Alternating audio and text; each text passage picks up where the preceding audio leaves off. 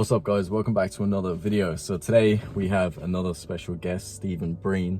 Stephen, basically what's the best way of putting it, Stephen gets on a bike and goes seriously fast. So I have some really good questions for you today. Yeah. So first of all, do you want to do a quick kind of like introduction to what you do and who you are? Well, my name's Stephen, I'm 24, I'm a mechanic in Volkswagen in Wexford. Racing in the Dunlop Masters now. Last year was my first season. Went well, so we finished 11th in the championship out of 21 riders, so I was happy enough with that now. Again, always wanting to improve, so this year now the goal is to kind of get into the top 8, maybe towards the top 6. We're out this weekend now again for rounds 4, 5 and 6 of the Masters. So awesome. So I got some questions because I don't really know too many people who get on a bike and go, what's the top speed that you go on a bike, roughly? Top speed on my bike would be 180, 190 kilometers. Now in Mondello you don't really reach that because the straight isn't long enough for that.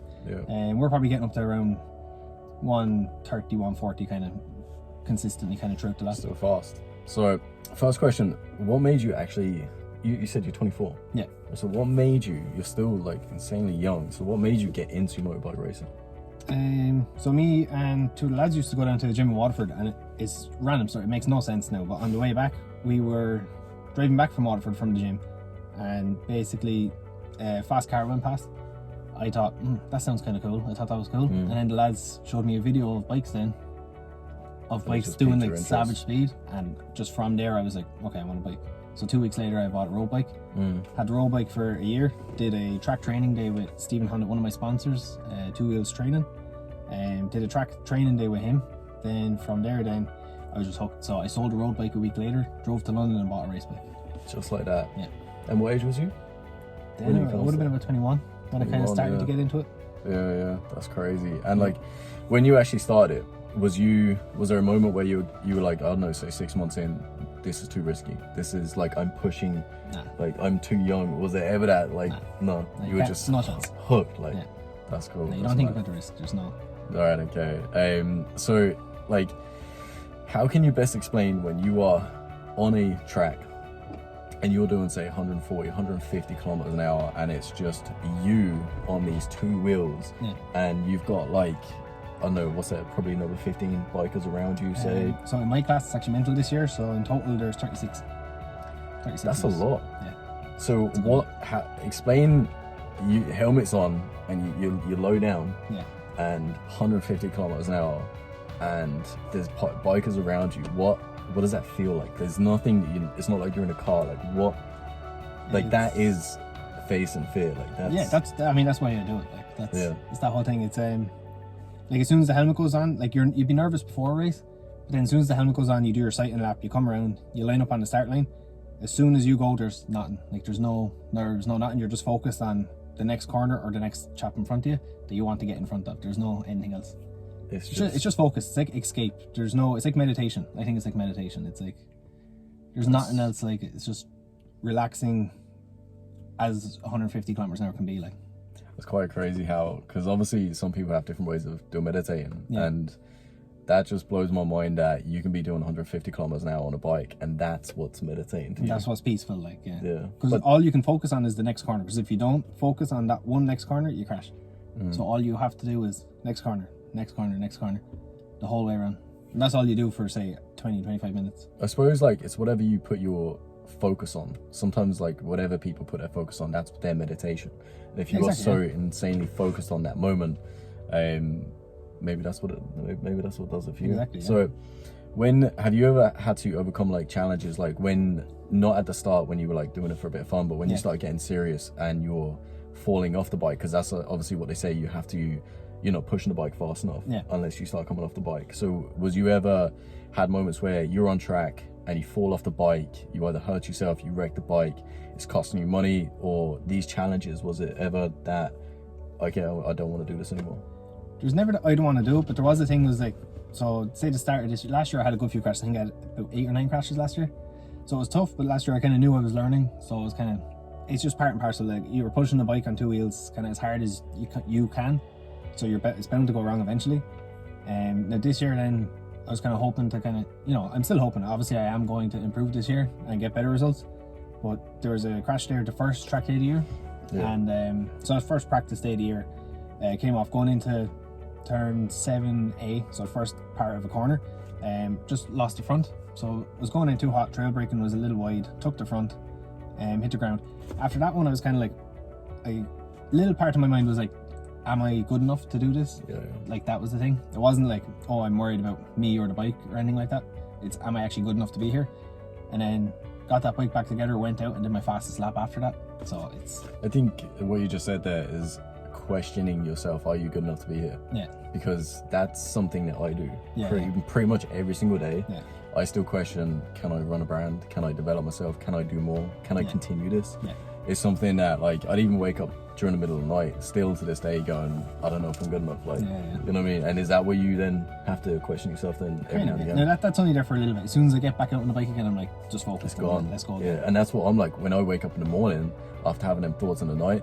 Yeah. It's like a cup of coffee, right? Let's go. Let's see what we can do. Let's, you know, all that kind of stuff. So, where do you see yourself, like, in, say, this is your second season. So where do you see yourself, like, in 5 years? Obviously you're only like 24, so this is a career. How long can you, like, keep this career going for? What's the... There's lads in their late 40s, 50s. Really? Yeah. So it can be an entire, like, life, basically. Oh yeah, no, I'm planning on staying, like, it's me now, like, that's the, I found what I want to do as something I enjoy, like, so I'm going to keep doing it, like, so. Yeah. In 5 years, like, the goal is to do the Masters, which is the championship I'm in now. Then from there, I want to apply for my road license and do a couple national road races. Yeah. So you have the likes of Fogging 50, which is road race down kind of in Waterford direction. Yeah. Then you have Skerries up in Dublin, and then up north then you kind of have Cookstown and Tandragee. I'd like to do some of them as well. And I'd already spoken to you about, what was that? Was it a Netflix show? TT, what was it? I think I know the one you're on about. I forget the name of it now. Because that was the first time I seen that level of, like, insanity of what these guys. And then I remember asking you at Mondello, you were like, yeah, that's what I want to do. I'm like, yeah, TT is the end goal, really. Like, that's the pinnacle of the sport, kind of, in road racing, is the Ironman TT. So. And you have no fear, like, you're not even like, no, I probably won't step to that level. You're actually open to hopefully pushing to that level. Yeah, that's the goal. And when you're on the bike, say if you're doing it's in Isle of Man, isn't it? Yeah. So say if you're there, fast forward, like, I don't know, 4 years from now. Yeah. Are you, when you're hurling along the bike, are you thinking at all, what happens if I come off the bike? No, you can't. Like, as soon as that's in your mind, you should stop. How do you control that when you know the consequences of what possibly could happen? Yeah. How do you, like, get that to the back of your head, or something that you don't think about? That's just not even there. It's not there. No. And is like, that they call, like, lampposts and trees road furniture? That's what the lads in the sport call it, like. Because that's all it is. It's just on the side of the road. You don't think about it. So you must have that much trust in your bike and the skill to not be afraid of, if I come off this at 100 miles an hour, I'm basically dead or very seriously injured. Yeah, you can't think about it, because as soon as you think about it, then you're not going to be able to push. And the reason you're there is to push and do the fastest times you can do. Yeah. So if you're thinking about that, then you're not focused, and then that's when it becomes dangerous, is when you're not focused on what you're doing. When the fear is more like taking control of your head, yeah, it's obviously your time to get off the bike. Yeah, definitely. Like, they say that. They say, like, as soon as kind of fear enters and you're nervous, say, going in the corners, then you should kind of hang up the leathers, and that'll be your... But you don't feel that? No, not yet. No. So what would you say to someone else who's, like, even though you are young, like, to starting up, like, if at whatever age they are, what kind of advice have you had to go through to what you could give them in starting off, like, in either getting a bike or the challenges that you do come across? Or, well, I think it's for everything in life, but in regards to racing, it's definitely what you put in, you get out. Which last year I was struggling with funds because it's a savage expensive game, so I didn't do any track days. I just couldn't afford it, so I was just going to each race weekend, and that's the only kind of track time I got last year. Whereas this year I've done every track day I can do so far. Even in the lashing rain, I crashed again last weekend because I was out in the rain. Yeah. But I'm trying, like. So I'm just putting everything into it. So any track time I can get, I'm trying to get. And then obviously I'm doing all the race weekends as well. And then hopefully, if the money's right, then towards the end of the season, I'll go up north and do a couple of races up there as well. I just want all the track time I can this year, and then next year, then we'll really start pushing forward. Sounds great. And how does the brand Face Fear relate to what you do? How do you feel about that? Is it something that it gives you a bit more adrenaline, because that's what our brand is about, basically. Exactly. As Yeah. well, so. Well, that's what it's about. Because before in a race, you will be nervous, like, for sure. You just have to put that to the back of your head. You have to focus and face it, like, go straight forward. Yeah, and that's why I wanted to do this video, and that's why I'm trying to get these videos out there, because there is so much talent out there. So there's so much talent and experiences to be had out there, and there's so many people. One of the biggest fears is literally just, do I start? And, like, the fear of what people think and all that kind of stuff. So hopefully one of these videos inspires someone to, like, express the talent that they have and go do that thing that they always wanted to do. Yeah, exactly. So, You have to do something. You can't just go through life just kind of just getting by. I think that's pointless. You're supposed to experience and do more things. Like racing now, I'm trying to do everything I can in racing now. That's my goal. Everything aside, I want to go skydiving this year. I just want to do more because I'm afraid of heights. So I think that's a good way to face that. You know what I mean? Just keep doing stuff that pushes you outside your comfort zone, basically. Like this. Like this isn't like something I'd be comfortable doing. Yeah, but that's exactly why I'm doing it. You know what I mean? But that's what it's about. It's just like having the most experiences and looking back when you're older and going, at least I've done it. At least I stepped up to it. At least you have stories there. You have memories, yeah. So right, 11 minutes or so. So I think we're gonna wrap it up there. I'll be back soon with another video. Hopefully I'll be able to do a lot more interviews with some inspirational people soon as well. So do you have anything else you want to say, man? Are you good? No, that's everything. Just a quick shout out to my sponsors. So some of them might be watching, so they kind of like when I throw their name out there. Wexford Marina Motorcycles are helping me out the most this year. So huge thanks to them.